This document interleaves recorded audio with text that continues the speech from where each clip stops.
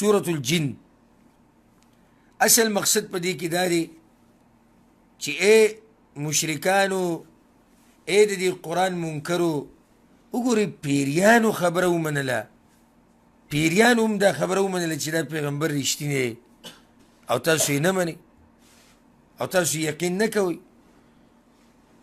سورة الجن دا مکی سورت تی پا دی که 30 آیتون دی، دو پا دی که رکوگانی دی. بسم الله الرحمن الرحیم قل اوحي إلي أنه استمع نفر من الجن توایا وحی کړی شوی د ماته چې یقینا غوږ یې ښودی دی څه کسانو د پیریانو نه. سورة الاحقاف کې ما تاسو ته خبره بیان کړې وه که نه چې طایف کې پیغمبر صلی الله علیه وسلم په مانځه ولاړو او د پیریانو غوږ کېښودو.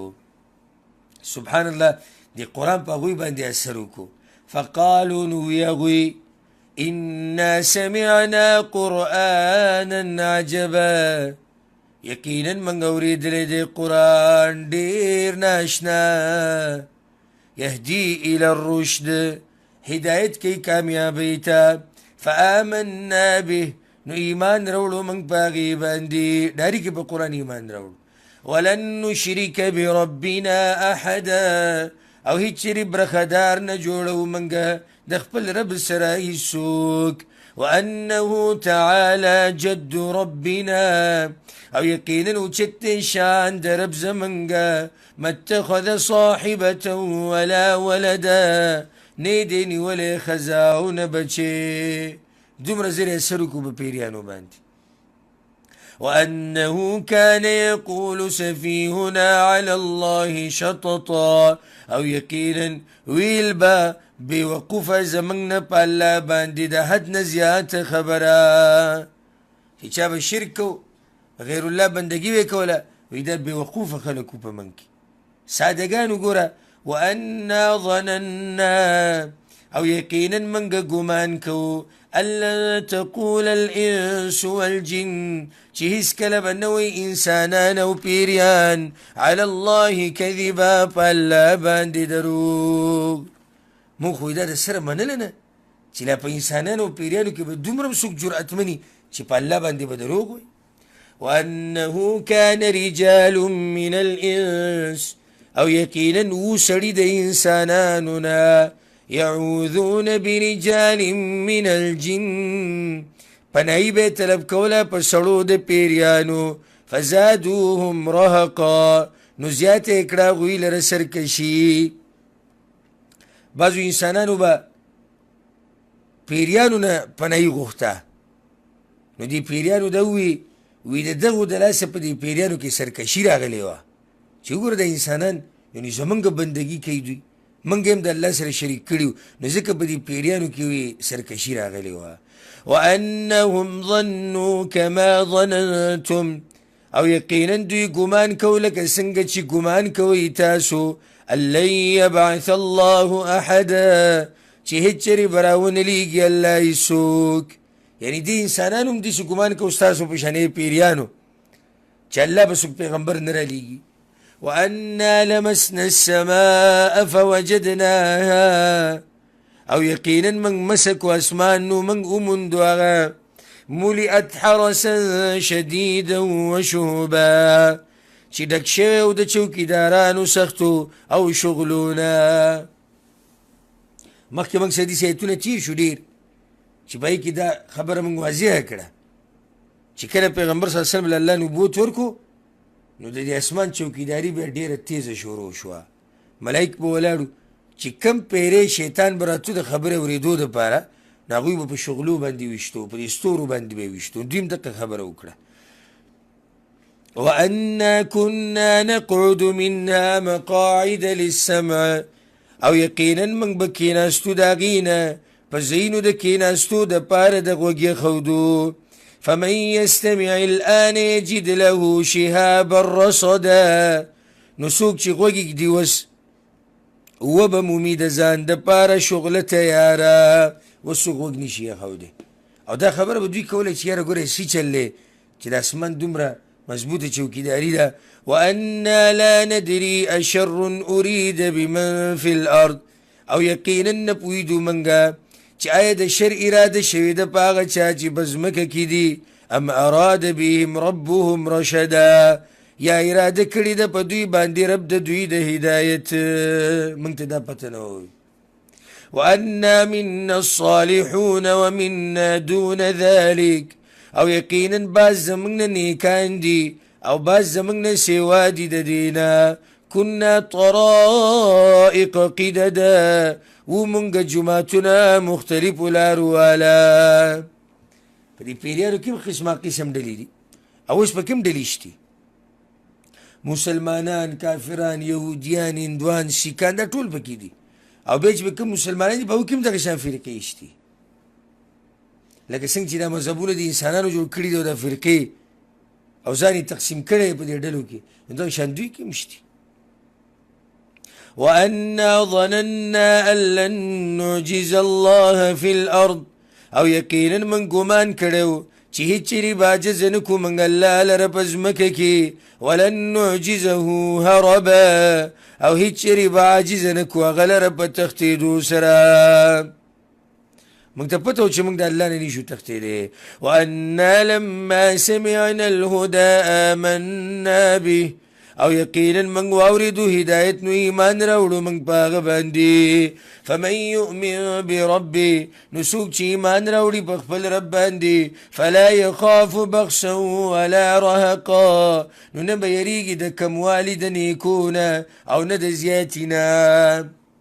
الله نه کمی کوي نه زیاتې کوي. نو چا چې ایمان راوړو په خپل رب دې دې نه هېرېږي. وأنا منا المسلمون ومنا القاسطون او یقینا بعض زمنګ نه مسلمانان دي او بعض زمنګ نه ظالمان دي. فمن اسلم فاولئک تحروا رشدا نو چا چې اسلام راوړو نو دغه کسانو سوچ کړی د هدایت یا غوره کړی د هدایت. چا چې اسلام راوړو نو دوی د اسلام د راوړو کې دوی په اصل کې لټون د هدایت کړی دی. دوی غوره کړی د هدایت ځکه اسلام راوړو. دوی سوچ کړی د هدایت په باره کې ځکه اسلام راوړو. ټولې معنی صحیح. واما القاسطون او هر چې ظالمان دي فکانوا لجهنم حطبا نو دوی به یې د جهنم د پاره خشاک لرګي.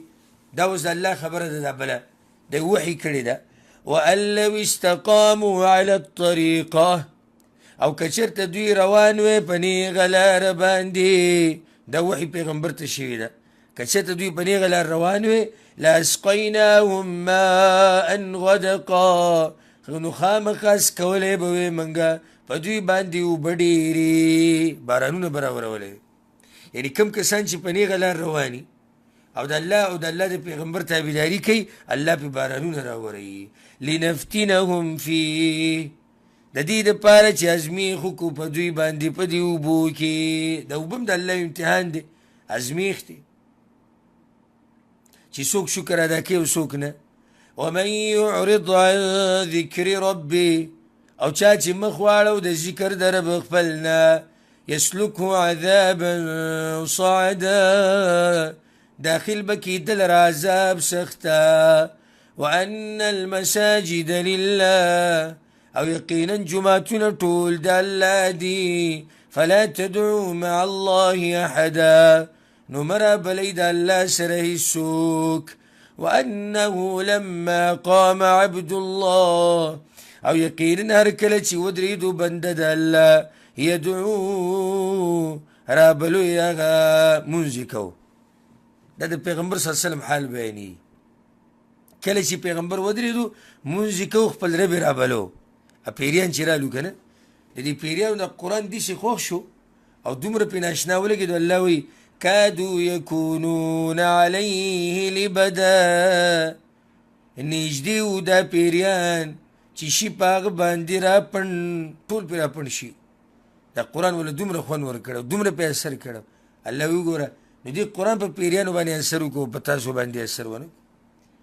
اوس پیغمبر صلی الله علیه وسلم ته الله وی چې د خلکو ته صفا د توحید بیان وکړه او ورته ووایه چې ګوره زه د دې الله نه علاوه د بل چا بندګي نه کومه. مشرکانو ویلو که نه وایي ته زمونږ د دې بندګي کوو موږ به ستا دې کوو. نه نه داسې نشي کېدی. قل انما ادعو ربي ته ووایه یقینا زه رابلم رب خپل ولا اشرک به احدا او برخداران نه جوړوم یا برخدار نه جوړوم د هغه سره هېڅوک. قل إني لا أملك لكم ضرا ولا رشدا ته ووایه یقینا زه اختیار نه لرم تاسو لره د ضرر او نه د هدایت. قل إني لن يجيرني من الله أحد ووایه یقینا زه هېڅ چېرې پناهي نشي راکولی ما لره د الله نه هېڅوک ما د الله نه نشي ساتلی. ولن أجد من دونه ملتحدا او هیڅ چېرې به ونه مومم سوا د هغه نه زه د پناهۍ الا بلاغا من الله ورسالاته مګر بچکی به ما رسول د طرف د الله نه او پیغامونه د هغه. الا بلاغا من الله ورسالاته دې کې دوه معنی دي. یوه یعنې ما څوک نشي بچ کولی د الله د عذاب نه. ها د الله د عذاب نه که زه بچ کېږم نو هم د دې تبلیغ د لاسه به بچ کېږم. دا کم دین چې زه بیانوم د دې د لاسه به بچ کېږم. او دویمه معنی په دې کې دا ده الا بلاغا من الله ورسالاته زه ګوره د هېڅ اختیار نه لرم زه صرف اختیار د دې تبلیغ لرم بس. دا کم چې تاسو دین بیانوم که نه زه صرف د دې اختیار لرم. ومن يعص الله ورسوله او چا چې نافرماني وکړه د الله او د رسول د هغه فإن له نار جهنم خالدين فيها أبدا نو یقینا د لره به اور د جهنمي همیشه به یې په هغې کې همیشه. حتی اذا رأوا ما یوعدون تر دې چې ویني دوی هغه عذاب چې دوی سره وعده کیدی شي. فسيعلمون من أضعف ناصرا وأقل عددا نو زر ده چې دوی ته به پته ولګي چې څوک دی ډېر کمزوری په اعتبار د مددګار او کم دی په اعتبار د شمار. مشرکانو به وایي که نه وایي زمونږ سره ملګري ډېر دي زمونږ زور ډېر دی. الله وایي ورته ووایه چې عذاب راشي بیا به راته پته ولګي بیا به تاسو پته ولګي چې د چا مددګاران لږ دي د چا زور لږ دی او د چا زور ډېر دی په هغه ټایم به ته بیا پته ولګي. دوی به کله به راځي د عذاب. قل ووایه إن أدري قريب ما توعدون ته ووایه نه پوهېږم زه آیا نږدې دی هغه عذاب چې تاسو سره یې وعده کېږي ام یجعل له ربي امدا یا به وګرځي هغې لره رب زما موده. ما ته هېڅ پته نشته چې دغه عذاب نږدې دی که نه الله به نور هم دغه لیټ کوي څه موده به دا خبره اوږدوي. عالم الغیب پوهه دی په پټو خبرو باندې فلا یظهر على غیبه احدا نو نه خبروي په غیبو خپلو باندې هېڅ یو تن دا د غیبو خبرې دي او دا الله ته معلومي دي. الله په غیبو هېڅوک نه خبروي. ها خو کله کله پیغمبرانو ته خبرې بیانوي الا من ارتضى من رسول مگر هغه څوک چې غوره یې کي د رسولانو نه که هغه په ملایکو کې او که په انسانانو کې. فإنه يسلك من بين يديه ومن خلفه رصدا نو یقینا رواني مخکې د هغه نه او وروستو د هغه نه ملایک د دې پیغمبر سره ګرځي او د رسول سره مخکې او وروستو م ولې چې د دې حفاظت کوي چې دی دا دعوت ورسوي دی دا پیغامات د الله ورسوي. ليعلم أن قد أبلغوا رسالات ربهم دې دپاره چې الله راښکاره کړي خلکو ته چې رسولی دي دوی پیغامات د رب خپل واحاط بما لديهم او راګیر کړي دي الله هغه څه چې دوی سره وو واحصا كل شيء عددا او راګیر کړی دی هر شی په شمار کې.